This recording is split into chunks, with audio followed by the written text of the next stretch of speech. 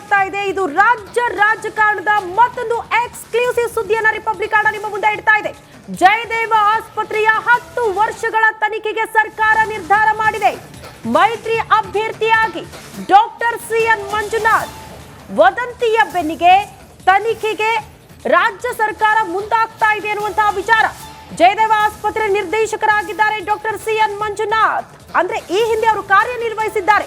ಖುದ್ದು ತನಿಖೆಗೆ ಆದೇಶ ನೀಡಿದ್ದಾರೆ ಸಿಎಂ ಸಿದ್ದರಾಮಯ್ಯನವರು.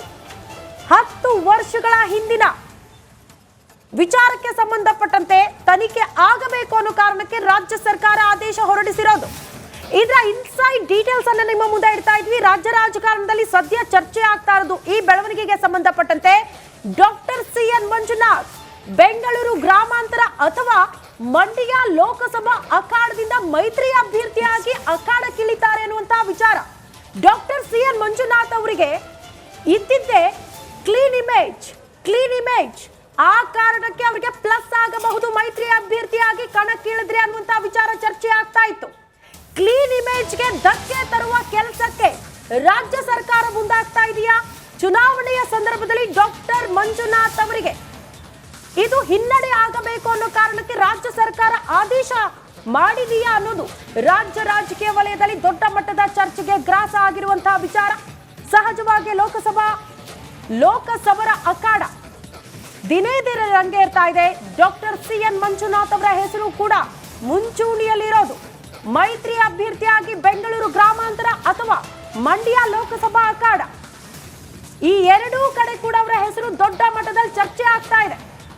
ಹಾಗಾಗಿ ರಾಜ್ಯ ಸರ್ಕಾರ ಕ್ಲೀನ್ ಇಮೇಜ್ಗೆ ಧಕ್ಕೆ ತರುವ ಕೆಲಸಕ್ಕೆ ಏನಾದ್ರೂ ಮುಂದಾಗ್ತಾ ಇದೆಯಾ?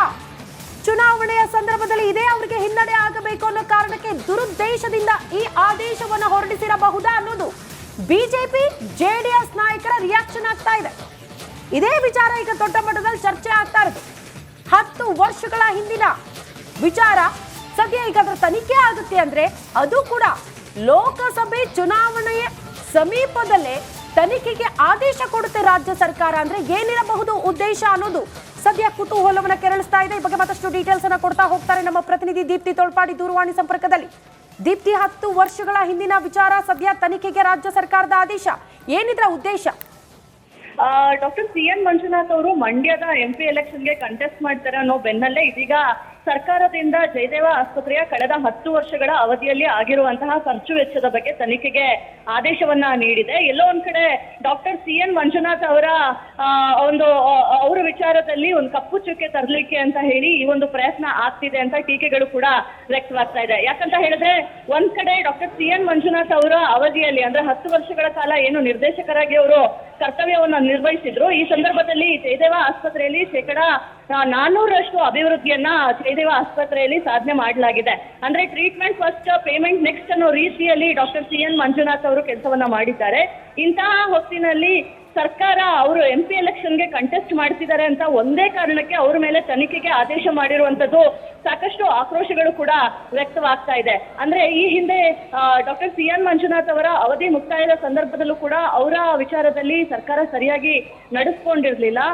ಉದ್ದೇಶ ಪೂರ್ವಕವಾಗಿ ಅವ್ರನ್ನ ಕೆಳಗಿಳಿಸುವಂತಹ ಪ್ರಯತ್ನವನ್ನ ಮಾಡಿತ್ತು.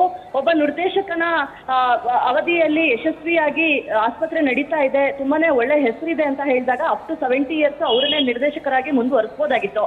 ಆದ್ರೂ ಕೂಡ ಸರ್ಕಾರ ಬೇರೆಯವ್ರಿಗೆ ಅವಕಾಶವನ್ನ ಕೊಡಬೇಕು ಅನ್ನೋ ರೀತಿಯಲ್ಲಿ ಅವ್ರನ್ನ ಕೆಳಗಿಳಿಸಿ ಆ ಒಂದು ಪ್ಲೇಸಿಗೆ ಇದೀಗ ಬೇರೆಯವರನ್ನ ನೇಮಕವನ್ನ ಮಾಡಲಾಗಿದೆ. ಇಂತಹ ಹೊತ್ತಿನಲ್ಲಿ ಇಷ್ಟೆಲ್ಲ ಆರೋಪಗಳ ಮಧ್ಯದಲ್ಲೇ ಇದೀಗ 10 ವರ್ಷದ ಖರ್ಚು ವೆಚ್ಚದ ಬಗ್ಗೆ ತನಿಖೆಯನ್ನ ಕೊಟ್ಟಿರುವಂತದ್ದು ಸಾಕಷ್ಟು ಟೀಕೆಗಳಿಗೆ ಗುರಿಯಾಗಿದೆ. ದೀಪ್ತಿ, ಧನ್ಯವಾದಗಳು ತಮ್ಮೆಲ್ಲ ಮಾಹಿತಿಗೆ.